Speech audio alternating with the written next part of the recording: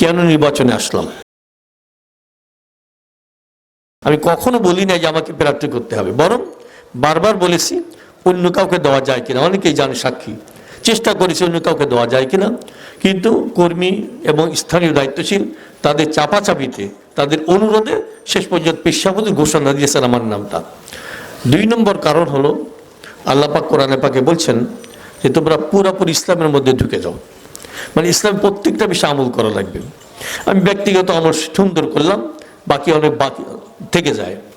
এই জন্য ব্যক্তিগত জিন্দিগি, পারিবারিক জিন্দিগি, সামাজিক জিন্দিগি, রাষ্ট্রীয় জিন্দিগি, সব জায়গায় যেন পুরোপুরি দায়িত্ব পালন করতে পারি, এটা একটা বিষয়। 3 নম্বর হলো, আমি লক্ষ্য করেছি কিছু দিনদার সাথী, কর্মী, দায়িত্বশীল রাত দিন যেভাবে মেহনত করে, এই মেহনত দেখে আমি দুর্বল হয়ে গেছি যে আমি যদি স্থান দিই এরা মনে কষ্ট পাবে, অনেক কষ্ট পাবে।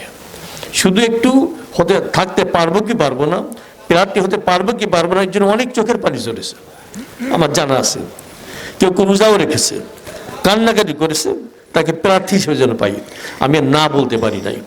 এরপর কথা হলো, আমি এই জাতীয় প্রোগ্রাম কম করি, যা কোনোদিন বলি না, আজকে বলছি। এই জাতীয় মিটিং ডাকলে অনেকে মনে কষ্ট পেতে পারে। কেন? অনেক মুরব্বিয়ানে কেরাম আছেন, এইখানে আসলে অন্য দলের চক্ষুশূল হতে পারে। তারা কি মনে করবে, আমি কি এই দলে ঢুকে গেলাম নাকি, একটা বিতর্ক সৃষ্টি হয় কিনা, অনেক বড় সংকোচ বোধ করতে পারে।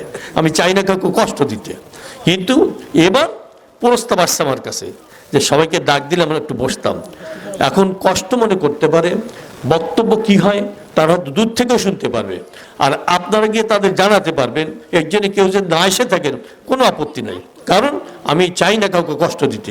এরপর আপনারা এসেছেন, আলহামদুলিল্লাহ, ধন্যবাদ জানাই।